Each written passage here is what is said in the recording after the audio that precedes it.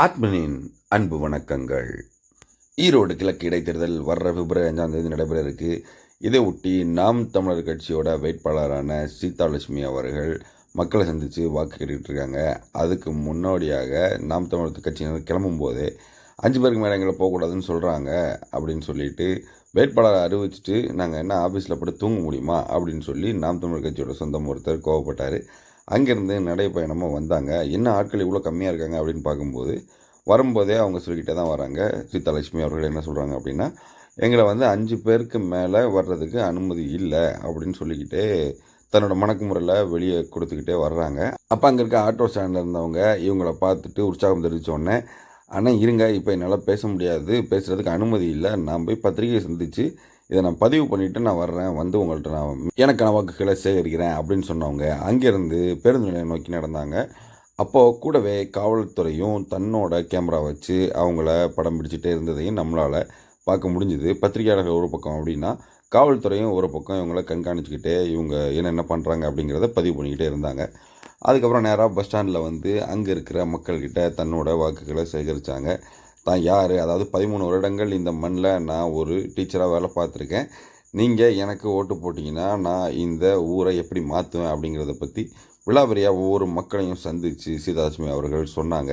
இங்கே இருக்கிற அடிப்படை பிரச்சனைகளான சாலை, குடிநீர் மற்றும் பள்ளி கல்வியோட தரங்கள், அதையும் தாண்டி மதுபான கடைகள் எங்கெங்கே எவ்வளோ பிரச்சனையாக இருக்குது, உங்களுக்கு ஒரு இடத்துல ஒரு மதுபான கடை பிரச்சனையாக இருக்குதுன்னு நீங்கள் யாராவது கம்ப்ளைண்ட் கொடுத்தீங்கன்னா அந்த இடத்துலேருந்து அதை தூக்குறதுக்கு நான் முற்றிலும் நடவடிக்கை எடுப்பேன் அப்படிங்கிற மாதிரி ஒரு மக்களுக்கும் அவங்களோட தேவைகள் என்ன அப்படிங்கிறத கேட்டு அவங்க நிவர்த்தி பண்ணி தரேன்னு சொன்னாங்க. அங்கேருந்த ஒரு பெரியம்மாவோட காலில் விழுந்து தன்னோட ஆசையை பெற்றாங்க. இது எல்லாமே முடிச்சுட்டு அதுக்கப்புறம் சீதாலட்சுமி அவர்கள் பத்திரிகையாளர்களை சந்தித்தாங்க. பத்திரிகையாளர் சந்திப்பில் தன்னோட மனக்குமுறையில் முழுவதுமாக வெளிப்படுத்தினாங்க. அதாவது, நாங்கள் இந்த தேர்தலை எங்களுக்கு தேர்தல் ஆணையம், அதாவது இந்திய அரசியலமைப்பு சட்டம் கொடுத்த அந்த உரிமைகளை தான் நாங்கள் எங்களுக்கு கேட்குறோம். ஆனால் இல்லாமல் காவல்துறையினர் எங்களுக்கான உரிமையை மறுக்கிறாங்க. நாங்கள் எதுக்கு அனுமதி கேட்டாலும் அதுக்கு தர்றதில்லை. 5 பேருக்கு மேலே பிரச்சாரம் பண்ண போகக்கூடாது அப்படின்றாங்க. ஒரு இடைத்தேர்தலுக்கு ஒரு வேட்பாளர் இருக்கும்போது அவங்க 4 பேரை சந்தித்து 4 பேரோட போய் வாக்கு கேட்குறது தான் முறை. ஆனால் எங்களை 5 பேரை தாண்டி போகக்கூடாதுன்னு சொல்கிறாங்க. ஏற்கனவே நான் வேட்புமனு தாக்கல் செய்யும் போதே கூட்டமாக நடந்து போகக்கூடாதுன்னு கட்டுப்பாடுகளை விதித்து என்னையே தனியாக சென்று வேட்புமனு தாக்கல் செய்ய சொன்னாங்க. இது வரைக்கும் வரலாற்றில் யாரும் இப்படி தனியாக சென்று சுயேட்சைகள் வேணால் சிலர் செஞ்சுருப்பாங்க. ஒரு கட்சியில், ஒரு பெரிய கட்சியில், மக்களுக்கு அறிமுகமான ஒரு கட்சியில் இருக்கிறவங்க யாருக்கும் இப்படி தனியாக சென்று வேட்புமனு தாக்கல் செய்யணும் அப்படிங்கிற சூழ்நிலை வந்திருக்காது. ஆனால் எனக்கு நேற்று வந்துச்சு. அதையும் நான் எதிர்கொண்டு தான் தனியாக சென்று, ஒரு தனி பெண்மணியாக சென்று வேட்புமனுவை தாக்கல் செஞ்சேன். ஆனால் பிரச்சாரத்துக்கும் பரப்புரைக்கும் இதே மாதிரி தனியாகவே போகணும் அப்படின்னா அது எப்படி சாத்தியமாகும்? நான் மக்களை சந்திக்கணும்னா என்னோடய கட்சி தோழர்களோட தான் நான் சந்திக்க முடியும் அப்படின்னு சொல்லி தன்னோட மனக்குமுறையில் மேலும் மேலும் வெளிப்படுத்தினாங்க. அதை அங்கிருந்த மக்கள் எல்லாரும் பார்த்தாங்க. பத்திரிகை துறை அதை அந்த காணொலியை முழுமையாக பதிவு பண்ணாங்க. அப்போது சீதாலட்சுமி அவர்கள், இன்னும் திமுக அரசு என்னென்ன கொடுமைகள் செய்யுது, எங்களை எவ்வளோ தூரத்துக்கு ஒடுக்குமுறை செய்யுது, ஆனால் எங்களுக்கு தேர்தல் ஆணையம் கொடுத்துருக்கிற உரிமையை தான் நாங்கள் பயன்படுத்துகிறோம், அதை நாங்கள் பயன்படுத்தி தான் தீர்வோம், நீங்கள் வழக்குகளை கூட போட்டுக்குங்க அப்படின்னு சொல்லி பேசி முடித்தாங்க. அதுக்கப்புறம் பேசின மண்டல பொறுப்பாளர் அவர்கள் எந்தெந்த வகையில் தங்களுக்கான உரிமைகள் மறுக்கப்பட்டிருக்கு, தாங்கள் அனுமதி எப்பப்போ கேட்டிருக்கோம், எத்தனை நாளாக கேட்டுக்கிட்டு இருக்கோம் அப்படிங்கிறதுக்கான ஆவணங்களை காட்டினார். 2 பேராக நின்று தனியாக நின்று துண்டறிக்கையை கொடுக்கறதுக்கு கூட எங்களுக்கு அனுமதி இல்லை. அப்படி நின்று 2 பேர் மேலே தனித்தனியாக அங்கங்கே இருந்து 2 பேராக நின்று துண்டறிக்கைகள் கொடுத்த 5 குழுக்கள் மேலே, அதாவது 10 பேருக்கு மேலே வழக்குகளை போட்டிருக்கு காவல்துறை அப்படின்னு கொந்தளித்து பேசினார். முறையான அனுமதி பெற்ற பின்னரும் எங்களுக்கு ஒரு தடவையும் தொந்தரவுகள் தரப்படுது. இதுவரைக்கும் இல்லாத நடைமுறையாக ஒவ்வொரு வார்டுக்கும் நாங்கள் வாக்கு சேகரிக்கும் போது தனித்தனியாக அதுக்கு அனுமதி கடிதங்கள் கொடுக்கணும் அப்படின்னு சொல்லி கேட்குறாங்க. நான் வேணால் ஒன்று பண்ணுறேன், 10 நாட்கள் இன்னும் பிரச்சாரம் இருக்குது, அதாவது தேர்தல் பரப்புரை இன்னும் 10 நாட்கள் பண்ண போகிறோம், 34 வார்டு இருக்குது, அதுக்கு எல்லாத்துக்கும் சேர்த்து 340 அனுமதி கடிதங்கள் நான் ஒரேடியாக நான் கொடுத்துட்றேன் உங்களுக்கு. இதுக்கப்புறம் நாம் தமிழர் கட்சி தேர்தல் பரப்புரையில் இருக்கிறவங்கள ஒருத்தரையும் நீங்கள் கைது பண்ணக்கூடாது, ஒருத்தர் மேலேயும் வழக்கு பதிவு பண்ணக்கூடாது, அவங்க எந்த தவறும் செய்யலை, எந்த குற்ற நடவடிக்கைகளையும் ஈடுபடலை, அவங்களுக்கு அரசு கொடுத்த உரிமை தான், அதாவது இந்திய அரசியலமைப்பு சட்டம் கொடுத்த உரிமையில தான் அவங்க தேர்தல் பரப்புரைக்கு வந்திருக்காங்க, இதில் எந்த தவறும் கிடையாது.